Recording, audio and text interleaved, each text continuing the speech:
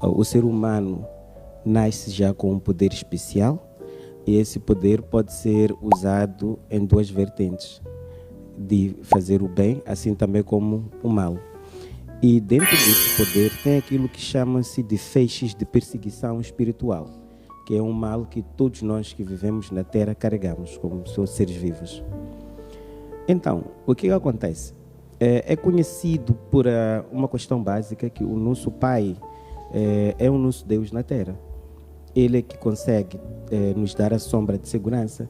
Ele é que vai fazer passos possíveis, mesmo sem que ele tenha fundos financeiros suficientes para nos dar uma vida rica. Vai nos enriquecer espiritualmente. Há pessoas que têm pais que são pessoas com deficiência mental, deficiência visual, mas que aqueles pais, só pelo facto de estarem ali, já são uma grande sombra e defesa dos filhos. Então, o pai, quando ele se chateia com o posicionamento do filho, muitas das vezes, infelizmente, não temos o controle das nossas emoções, principalmente quando são ataques repetidos que nós passamos da parte dos nossos filhos, que deviam nos respeitar, acabamos caindo no erro de deixar aquele lado obscuro que nós temos vir à tona. E como é que esse lado obscuro vem à tona? É quando a gente se lembra de que, olha, aquele filho, ele nasceu, ele me deve obediência. Ou ele me obedece, ou me obedece. E quando chega essa altura, a gente esquece de ver o demônio que está lá a agir naquele filho. Então, ele comete erros porque ele está no sofrimento, que faz aquilo tudo, é uma força obscura que está lá e que essa força está à procura de uma oportunidade de poder roubar a paz, a tranquilidade e culminar em casos piores no futuro. Vejam, nessa situação toda, eu posso garantir-lhe, aquele moço estava em sofrimento por uma perseguição espiritual e no final de tudo isso, o sofrimento veio se mostrando à medida que o pai dele ia se chateando com ele, a força ia atuando de uma forma negativa. Veja que ele foi preso, dentre outras coisas que a gente não sabe, porque não é tudo aquilo que ele teve o espaço de narrar. E depois veio a parte em que ele diz, no poder dele como pai, você não vai alcançar os 35 anos de idade. A palavra de um pai tem um poder muito forte sobre o seu filho. Na altura em que ele pensou em matar aquele filho, da forma de decapitar, e não conseguiu, e depois veio a proferir essas palavras. Praticamente o filho desse senhor morreu no dia em que ele fez isso. O primeiro dia em que ele quis, veio aquele pensamento de decapitá-lo, foi na altura em que ele entregou o filho.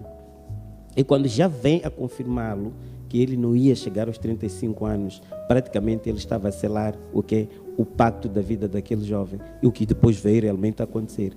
Então, são esses ensinamentos que nos dão nós a percebermos que o nosso coração é a coisa mais preciosa que nós temos. A maneira de como a gente direciona este coração vai definir aquilo que nós somos. Você pode se tornar um feiticeiro através das suas próprias palavras, porque você não conhece o espírito interior, o poder interior que você tem, mas também você pode se tornar naquilo que chamaríamos de um anjo vivo na vida das pessoas, através de quê? De saber suprir as coisas mais ridículas até possíveis. Você saber se botar no chão como um tapete que todo mundo pisa e que acha que não é útil, enquanto é muito útil. Porque se não existisse, não teria onde pisar e limpar o quê? A areia. Então, um pai e uma mãe, com base nesse aprendizado, têm que tomar mais precaução na maneira de como age. Muitas das vezes nós somos vítimas, mas as pessoas que nos fazem mal têm sido mais vítimas ainda, porque enquanto nos fazem mal, elas também sofrem.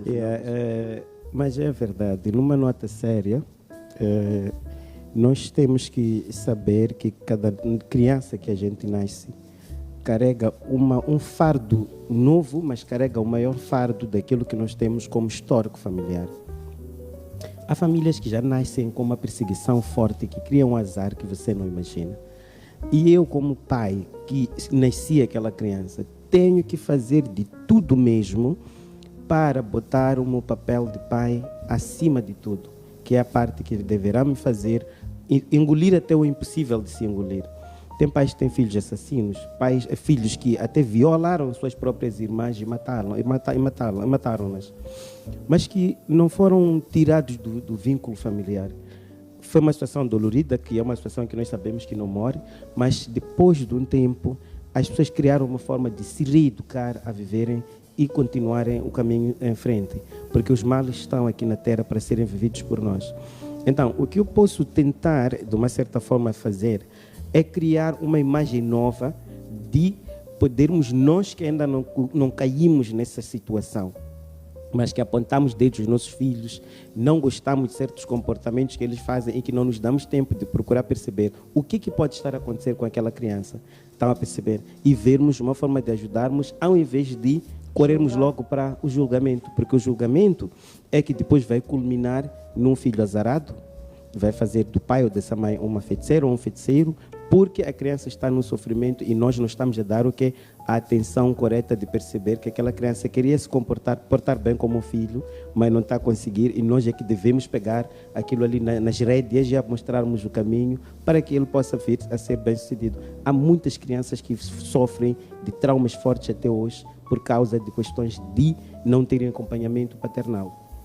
E aqui já houveram instrumentos suficientes: separação, pais separados. Esse é o primeiro instrumento muito sério. Os filhos que crescem longe de pais que deviam estarem juntos e não estão, por mais crescidos que eles possam ser agora, cada um tem uma história para contar. Eu sou fruto disso, conheço isso. Então, no meio desse tipo de cenário, nós temos que procurar sermos pais que somos mais compreensivos, aqueles pais que vamos procurar não abrir a porta para o mal entrar. Porque se minha voz disser que meu filho realmente é imprestável, ele vai ficar imprestável. Se minha voz diz que meu filho não vai chegar a um passo X, é capaz que ele não chegue, porque aquela força interior que está lá dentro vai funcionar de acordo com isso. Então, esse conselho serve para os pais que estão lá, e ao mesmo tempo aproveito consolar este senhor que passou por essa situação, que é uma situação que aconteceu por um descuido que poderia ter acontecido com uma outra pessoa qualquer, e que neste momento ele tem que procurar arranjar os giros que lá aconteceram, procura ir para a campa do filho, procura se restaurar, fazer paz com ele e com aquele filho que lá se foi, para que ele possa ter uma vida muito mais útil, tanto para si, assim também como para as pessoas que viveram aquela situação com eles. E pronto, é tudo. O primeiro passo seria ele visitar a campa do filho, Mateus. Seria muito importante ele sentar e procurar perceber o que seria importante ele fazer. Como primeiro passo dele, procurar redimir um erro que lá tenha acontecido. Porque essa terapia agora, nós temos que às vezes voltar para trás, para começarmos a refazer os passos para podermos achar a cura do problema que nós temos. E muitas das vezes, quando isso acontece, temos que ser nós a procurarmos pensar: agora que tudo isto aconteceu, qual é o primeiro passo que eu devo dar? Devo primeiro ir me ajoelhar a fazer isto? Devo reerguer-me? De que forma eu devo fazer isso? Porque ele, como pessoa, se conhece melhor e conhece melhor o histórico disso tudo que aconteceu. Porque ele precisa também de uma cura. E se ele não fazer esses passos, não vai ter uma cura fácil. Isso que estou a falar é aquilo que a psicologia humana nos dita, para que esses impactos daquilo que nós temos dentro de nós agora possam resultar em bons frutos espirituais.